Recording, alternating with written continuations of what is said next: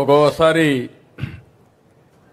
తల్లిదండ్రులు మర్చిపోతారు, కొడుకులు కూడా మిమ్మల్ని చూసుకోరు. ఇక్కడ ఒక కేసు కూడా ఉంది, మీకు అందరికీ చెప్పాలి. ఆ కేసు చూస్తే ఇద్దరు చిన్నారు నా పక్కన కూర్చున్నారు, వాళ్ళ అమ్మమ్మ కూడా కూర్చున్నది అక్కడే.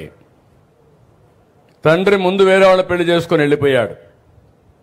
ఆ తర్వాత ఇద్దరి పిల్లలను వదిలిపెట్టి తల్లి కూడా వేరే వాళ్ళ పెళ్లి చేసుకుని వెళ్ళిపోయింది. అది చూసినప్పుడు వాళ్లకు మానవత్వం ఎట్లొచ్చిందో నాకు తెలియదు. బాధ్యత కూడా లేకుండా పోయారు. అలాంటి సమయంలో వాళ్ళ అమ్మమ్మ, నేను ఈ పిల్లల్ని చదివించాలి, నేను లేకపోతే వీళ్ళు అనాథలైపోతారని బాధ్యత తీసుకున్న ఆవిడ్ని గట్టిగా చప్పట్లు కొట్టి మీరు అభినందించాలి. కన్న కూతురు బారిపోయింది స్వార్థంతో, అల్లుడు బారిపోయాడు స్వార్థంతో, కానీ అమ్మమ్మ మాత్రం నేనున్నానని బాధ్యతగా ముందుకొచ్చింది. ఆవిడికి మనస్ఫూర్తిగా మరొక్కసారి అభినందనలు తెలియజేస్తున్నా. ఇది భారతదేశంలో విలువలకు మారు పేరని చెప్పి కూడా నేను మీకు తెలియజేస్తున్నా. ఇప్పుడు నేను అది ఆలోచించిన తర్వాత వాళ్ళిద్దరికీ ఏ విధంగా చేయాలనో ఆలోచించాను. ఆవిడికి ఇల్లు కూడా లేదు. ఇమ్మీడియట్గా నేను ఎక్కడైతే హెలికాప్టర్ దిగానో అక్కడ ఇంటి జాగా ఇచ్చి 1 సంవత్సరం లోపల ఇల్లు కట్టిస్తున్నాను.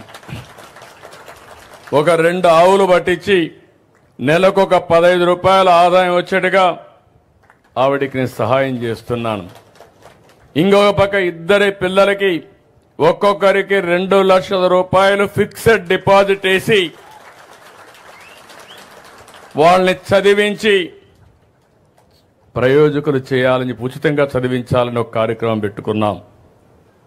తండ్రి తల్లి బాధ్యత లేకుండా పోయారు. బాధ్యత కలిగిన వాళ్ళ కుటుంబానికి పెద్దగా నేను ఈ బాధ్యత తీసుకుంటున్నానని చెప్పి కూడా నేను మీకు తెలియజేస్తున్నా. ఇద్దరికి కూడా నెలకు 4,000 రూపాయలు ఒక 6 నెలలు ఇస్తాం. అది కూడా ఉపయోగపడుతుంది.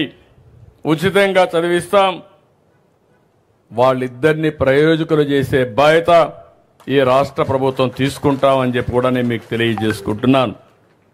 ఇలాంటివన్నీ చూసినప్పుడు 1వ తారీఖు నేను ఎందుకు అందరినీ పొమ్మన్నానంటే మా ఎమ్మెల్యేలని, ఎంపీలని, ప్రజాప్రతినిధుల్ని, అధికార యంత్రాంగాన్ని, మా కలెక్టర్ని, జాయింట్ కలెక్టర్ని అందరినీ వెళ్ళమన్నాను. వెళితే వాస్తవాలు తెలుస్తాయి. ఏసీ రూమ్లో కూర్చుంటే మీ బాధలు, మీ కన్నీళ్లు తెలియవు. అందుకే ఈరోజు అందరూ కూడా ఇక్కడికి వస్తున్నారు. వచ్చినప్పుడు వాస్తవాలు తెలిస్తే తదనుగుణంగా పనిచేసే పరిస్థితి వస్తుంది. అందుకే నేను ఇంకొక మాట కూడా చెప్తున్నా.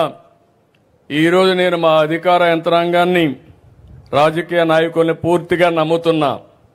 కానీ నేను వీళ్ళు కరెక్ట్గా చేస్తున్నారా లేదా అని కూడా టెక్నాలజీలో చూసుకుంటున్నా. నేను పింఛన్ ఇమ్మన్నాను. పింఛన్ ఎక్కడిచ్చాడో 3వ కన్ను పెట్టి నేను ఎక్కడున్నా పర్యవేక్షిస్తున్నాను. అది టెక్నాలజీ. ఎవరైనా ఒక వ్యక్తి పింఛన్ ఇస్తే పింఛన్ ఏ సమయంలో ఇచ్చాడు, ఎక్కడిచ్చాడు, ఆ ఇంటి దగ్గర ఇచ్చాడా, లేకపోతే వీళ్ళింటికి రమ్మన్నాడా, లేకపోతే సెక్రటరియట్కి రమ్మన్నాడా అని మానిటర్ చేసే మెకానిజం పెట్టాను. దీనివల్ల ఎవ్వరు కూడా తప్పించుకోలేరు. ఈ రోజు మీరు చూస్తే 7 గంటలకు ప్రారంభించాం. 10-11 గంటలకు 10కే 80% పింఛన్లు డిస్ట్రిబ్యూట్ చేశారంటే మనస్ఫూర్తిగా అధికార యంత్రాంగాన్ని అభినందిస్తున్నా. పేదవాళ్లకు మీరు అండగా ఉండండి, మీకు తోడుగా నేను ఉంటానని అధికార యంత్రాంగానికి కూడా విజ్ఞప్తి చేస్తున్నా. నాకు కావాల్సింది ఒకటే, ఈ పేదవాళ్ల జీవితాల్లో వెలుగు రావాలి. మీరు ఆనందంగా ఉంటే చూడాలని ఏకైక కోరిక తప్ప నాకు ఇంకొక కోరిక లేదు. మొన్న మీరందరినీ చూశాను. 5 ఏళ్ల పరిపాలన. మీరు ఈ విషయం కూడా గుర్తుపెట్టుకోవాలి. రాష్ట్రాన్ని విధ్వంసం చేశారు. ఓసారి మన చిత్తూరు జిల్లాలో అడవి పందులుంటాయి. అవి పొలం మీదకి వస్తాయి. తినిపోతే పర్వాలేదు, తిన్నంత తిని మొత్తం తొక్కేసిపోతాయి. అవునా కాదా? 5 ఏళ్లు ఇదే జరిగింది. నేను 4వ సారి ముఖ్యమంత్రి. నాకే అర్థం కావడం లేదు. ఇప్పుడు ఏం చేయాలో దిక్కుదోచని పరిస్థితి వచ్చింది. కానీ మీరు ఒక మంచి పని చేశారు. కష్టాల్లో ఉన్నప్పుడు విజ్ఞత ప్రదర్శించారు. ఆ విజ్ఞతే ఎన్డీఏతో పొత్తు పెట్టుకొని మేమందరం కలిసి పోటీ చేస్తే, నేను, జనసేన, బీజేపీ పోటీ చేస్తే 93% సీట్లు గెలిపించిన ఘనత ఆంధ్రప్రదేశ్కి దక్కింది.